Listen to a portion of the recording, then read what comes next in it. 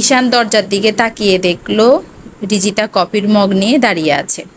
ভিতরে আসবো রিজিতা? আয় ঈশান। রিজিতা কফির মগ ল্যাপটপের পাশে রেখে রুম থেকে বেরিয়ে যেতে ঈশানের কথায় দাঁড়িয়ে পড়ল। তোকে যেতে বলেছি? ঈশান রাগী কণ্ঠে। রিজিতা ঈশানের দিকে ঘুরে বলল না, বয়ার্ত কণ্ঠে রিজিতা। ঈশান রিজিতার দিকে তাকিয়ে এসে এক হাত দিয়ে রিজিতার কোমরে আর এক হাত দিয়ে রিজিতার হাত ধরে কাছে টেনে নিয়ে আসে। রিজিতা ঈশানের খুব কাছাকাছি এখন। এই লোকটার কাজগুলো একদম অসহ্য লাগছে ওর। রিজিতা ঈশানকে ধাক্কা দিয়ে নিজেকে ছাড়িয়ে নেওয়ার চেষ্টা করেছে, কিন্তু ঈশানের বলিষ্ঠ দেহের কাছে রিজিতা চড়ুই পাখির সমতুল্য। বিরক্ত নিয়ে বলল, ছাড়ুন আমাকে, আমার লাগছে। রিজিতা, যখন ছেলেটার সাথে কথা বলছিলি তখন তো বিরক্ত লাগছিল না? না, হেসে হেসে কথা বলছিলি আর আমাকে এড়িয়ে চলছিস। কি হয় ছেলেটা তোর? ঈশান, তাতে আপনার কি? আমি যার সাথে খুশি তার সাথে কথা বলবো। ঈশানের দিকে তাকিয়ে বলল রিজিতা। রিজিতার কথা শুনে ঈশান রাগে রিজিতাকে দেয়ালের সাথে চেপে ধরল। প্রতিশোধ নিতে চাইছিস? তোর সাহস অতিরিক্ত হয়ে গেছে। তোর সাহস হয় কি করে অন্য ছেলেদের সাথে হেসে হেসে কথা বলার? মেরে ফেলবো তোকে আমি। আর কখনো যদি অন্য ছেলেদের সাথে কথা বলতে দেখি, তোর বাবা মাকে বলে বিয়ের ব্যবস্থা করেছি।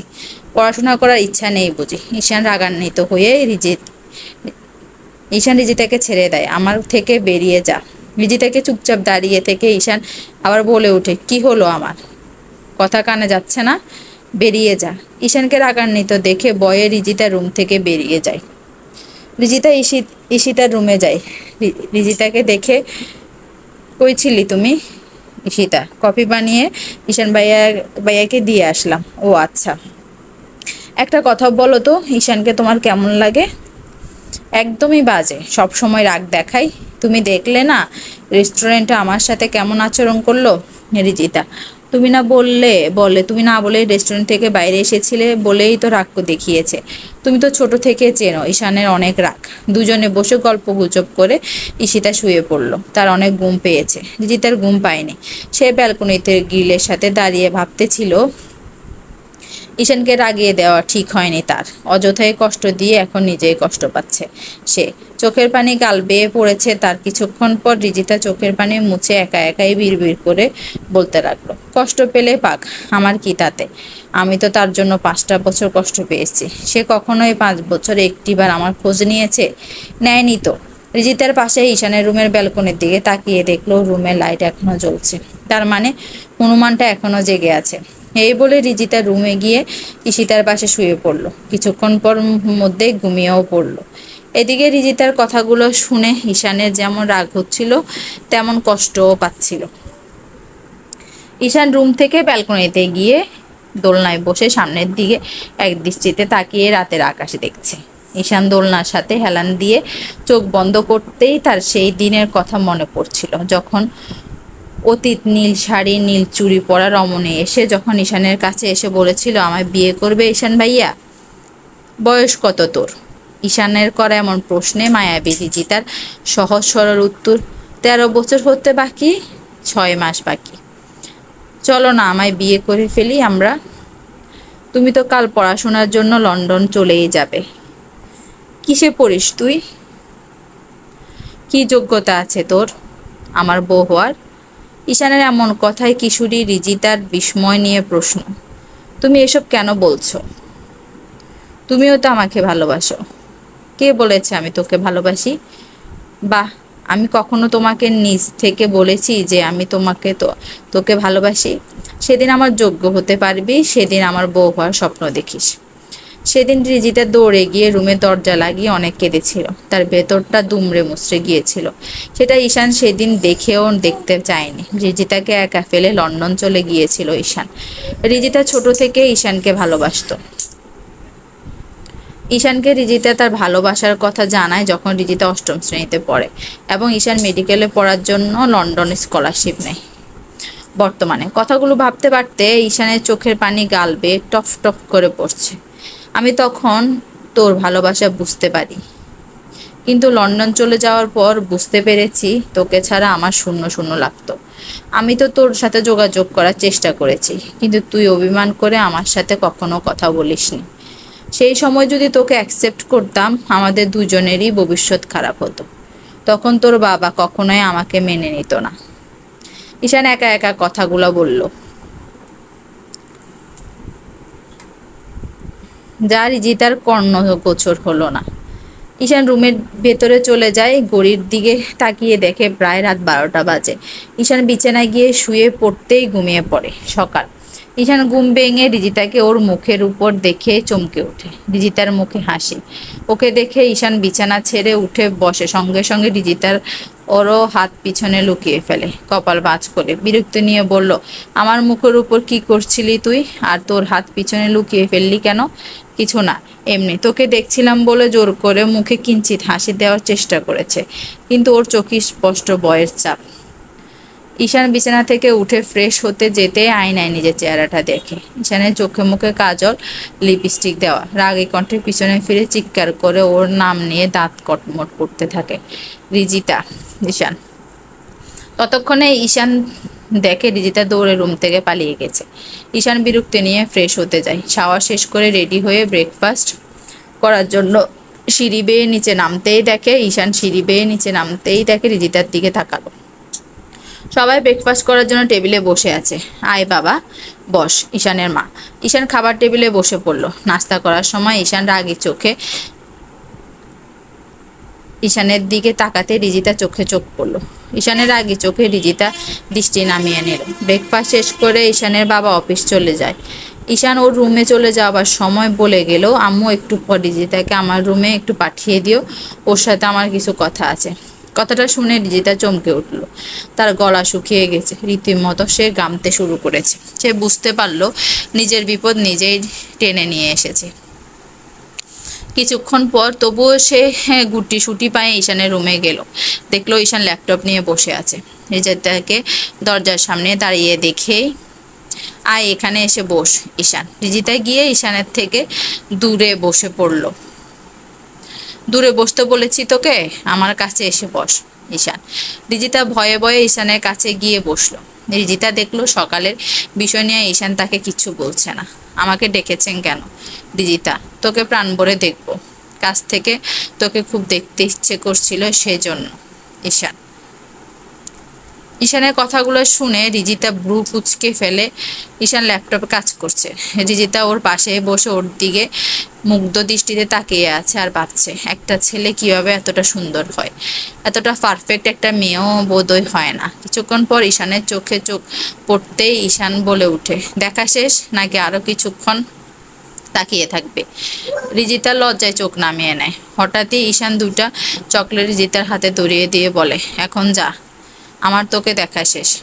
ঈশান রিজিতা চকলেট দুটো নিয়ে রুম থেকে বেরিয়ে যেতে যেতে ব্রু কুচকে ঈশানের দিকে তাকিয়ে তারপর বিড়বিড় করে, এই লোকটা এমন কেন, একটুও কি ভালো কথা বলতে পারে না? গোমরা মুখ কোথাকার বলে বেঞ্চি কেটে রুম থেকে বেরিয়ে আসে। এভাবে কেটে গেল কয়েকটা দিন। রিজিতা ওর বড় আব্বুকে হেল্প করার জন্য কিচেনে দাঁড়িয়ে আছে। রিজিতা একা একা ভালো লাগছে না, কারণ ঈশিতা আগামীকাল বিকেলে শ্বশুর বাড়ি চলে গেছে। তাই সে রান্নাঘরে এসেছিল সাহায্য করার জন্য, কিন্তু তার বড় আম্মু তাকে কোনো কাজেই করতে দেয়নি। তোমার কোনো কাজ করতে হবে না, তুমি গিয়ে বরং ঈশানকে ডেকে নিয়ে এসো ব্রেকফাস্ট করার জন্য। আনিকা ঈশানের আম্মু। ঠিক আছে বড় আম্মু। রিজিতা সিঁড়ি বেয়ে উপরে ঈশানের রুমের দিকে পা বাড়ালো। রিজিতা গিয়ে ঈশানের রুমে নক করলো, কিন্তু ঈশান দরজা খুলছিল না। রিজিতা গিয়ে অনেকবার দরজায় নক দেওয়ার আগেই হুট করে দরজা খুলে ঈশান বেরিয়ে আসলো।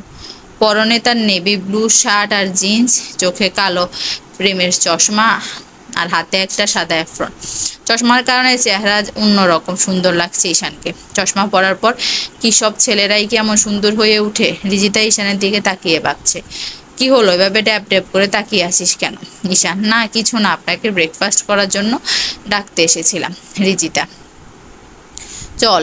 ঈশান খাবার টেবিলে বসে ঈশানের বাবা রিজিতাকে বলতে লাগলো, আজই বাসায় চলে যাবে?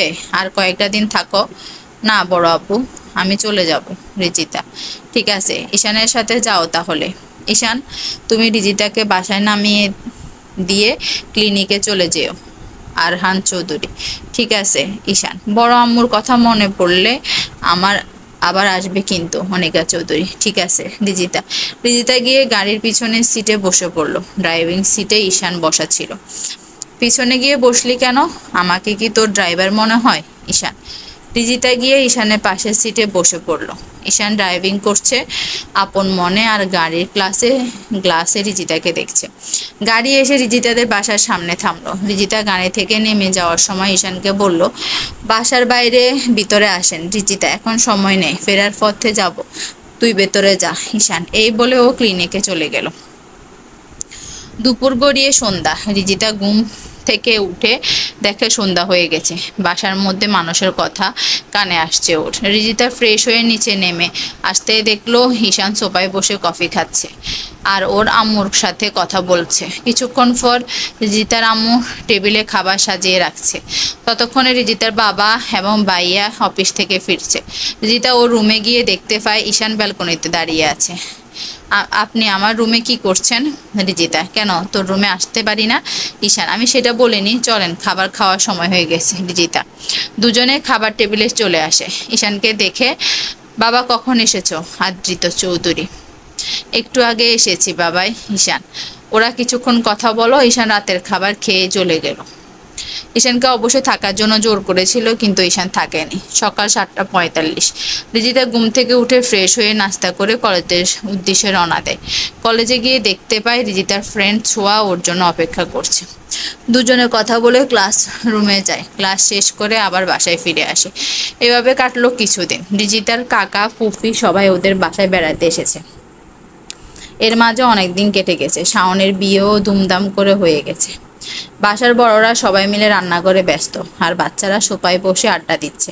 রিজিতা আর ওর ভাবি মুন্নি সিহা অনেক মিল দেখে ঈশান বলে উঠল, ভাবি মুনি, আপনি এই পেতনিটাকে সহ্য করেন কেমন করে? ঈশানের কথা শুনে উপস্থিত সবাই হো হো করে হেসে উঠল। ঈশানের কথায় রিজিতা রেগে গিয়ে সোফার বালিশ ছুঁড়ে দিল ওর দিকে। রীতিমতো সারা বাড়ি দুজনের যুদ্ধ লেগে গেল। এভাবে কিছুদিন কেটে গেল। আদৃত চৌধুরীর অফিসে গিয়ে দেখলো অফিসের সবাই ভয় পেয়ে আছে অনেক। নিজের ক্যাবিনে যেতে শাওনের চিল্লাচিল্লি শুনতে পেল। শাওন ম্যানেজারের সাথে চিল্লাচিল্লি করছে আর বলছে, এই ফান্ডে কত কোটি টাকা খরচ হয়েছে। শাওন কোম্পানির হিসেব নিকেশ করে অনেক গরমিল ফেল, অনেক টাকা সরানো হয়েছে। এমনকি অনেকগুলো ডিলের জন্য টাকা সাইন করা হয়েছে, কিন্তু কোনো কাজ করা হয়নি। এমন হতে থাকলে আমাদের দুই দিনে পথে বসতে হবে। শাওন রাগে ম্যানেজারের শার্টের কলার চেপে ধরে বলতে থাকলো, এত টাকা কই সরিয়েছিস? আদৃত চৌধুরী ম্যানেজার সম্পর্কে সবকিছু শুনে তার গালে একটা থাপ্পড় বসিয়ে দিল আর বলল, তোকে আমি বিশ্বাস করে আমার কোম্পানির দায়িত্ব দিয়েছিলাম, আর তুই কিনা আমার এই কোম্পানি টাকা মেরে আমাদের পথে বসাতে চেয়েছিলি। রাগান্বিত হয়ে ম্যানেজারকে পুলিশের কাছে দৌড়িয়ে দিল। সন্ধ্যায় রাগারাগি করে শাওন বাসায় আসলো। বাসায় সবাই সব কথা শুনে রিজিতার আম্মু বলল, এবার শান্ত হও, সব ঠিক হয়ে যাবে। তারপর কোম্পানির সব দায়িত্ব শাওন দেখতে লাগলো, সব ঠিকঠাক চলতে লাগলো। অনেক দিন পর ম্যানেজারকে পুলিশের কাছে দৌড়িয়ে দিল। রাগারাগি করে শাওন বাসায় সবাই কথা শুনে রিজিতার আম্মু বলল, এবার শান্ত হও, সব ঠিক হয়ে যাবে। তারপর কোম্পানির সব দায়িত্ব শাওন দেখতে লাগলো এবং সব ঠিকঠাক চলতে লাগলো। অনেকদিন পর ওর আম্মু অনেকক্ষণ যাবৎ কল করার পর ফোন রিং হচ্ছিল, কিন্তু কেউ কল উঠাচ্ছে না। রিজিতার আম্মু ঈশানকে ফোন দিল জানার জন্য যে ওর সাথে আছে কিনা। ঈশান, রিজিতাকে তোমার সাথে আছে? না। ছোট আম্মু, কেন, কি হয়েছে? চিন্তিত হয়ে ঈশান বলল। রিজিতার আম্মু সব খুলে বলল। ঈশান বলল, আমি খুঁজে দেখছি, তুমি চিন্তা করো না। ঈশান রিজিতার কলেজে গিয়ে দেখে কোথাও খুঁজে পেল না। এই খবর শাওন এবং ওর বাবার কানেও গেল। ঈশান কলেজের গেটের বাইরে খুঁজে চলছিল। আশেপাশে সবাই রিজিতার ছবি দেখিয়ে বলল, ওকে দেখেছেন কিনা? একটা বাচ্চা বাদাম বিক্রি করছিল। বাচ্চাটা রিজিতার ছবি দেখে বলল, স্যার, ওই দিদিমণিকে কয়েকজন লোক কিডন্যাপ করার জন্য গাড়িতে তুলতে চাইছিল, কিন্তু দিদিমণি ওদের হাত থেকে ওইদিকে দৌড়ে পালিয়ে গেছে। ওরা পেছনে ধাওয়া করছে, আর এই নেন দিদিমণির ফোন আর ব্যাগ এখানেই পড়েছিল। ঈশান রিজিতার জিনিসগুলো গাড়িতে রেখে উল্টো দিকে গাড়ি ঘুরিয়ে নিয়ে ড্রাইভিং করতে লাগলো। রিজিতা দৌড়াতে দৌড়াতে হঠাৎ কারোর সাথে ধাক্কা লাগলো। সামনে তাকিয়ে দেখে ঈশান দাঁড়িয়ে আছে। ঈশানকে দেখে রিজিতা দৌড়িয়ে দৌড়ে কান্না করতে থাকে। পেছন থেকে একজন দা নিয়ে ঈশান আর রিজিতার দিকে দিয়ে আসতে হঠাৎ গুন্ডাদের বুকে বুলেট লেগে নিচে পড়ে গেল। রিজিতা ঈশানকে ছেড়ে দিতে দেখে শাওন পুলিশ নিয়ে এসেছে। পুলিশ সবাই গ্রেপ্তার করে শাওনকে বলল, আপনারা চলে যান, আমি এদের ব্যবস্থা করছি। রিজিতাকে নিয়ে ঈশান গাড়ির পিছনের সিটে বসে পড়লো আর ড্রাইভিং করছে শাওন। রিজিতা কান্না করতে করতে ঈশানের কাঁধে মাথা রেখে চোখ বন্ধ করে রাখলো। বাসায় এসে দেখলো রিজিতার আম্মু অনেক কান্নাকাটি করছে। পাশে রিজিতার ভাবি আছে। রিজিতাকে দেখে ওরা আম্মুকে জড়িয়ে ধরলো। সবাই রিজিতাকে সোফায় বসতে বসতে বলল। হঠাৎ শাওনের কাছে পুলিশ স্টেশন থেকে কল আসলো। কথাটা শুনে সবার মাথা গরম হয়ে গেল। যখন শুনে ম্যানেজার গুন্ডা ভাড়া করে রিজিতাকে মারতে চেয়েছিল, রাগে শাওন ঈশানের সাথে নিয়ে পুলিশ স্টেশনে গেল। গিয়ে দেখলো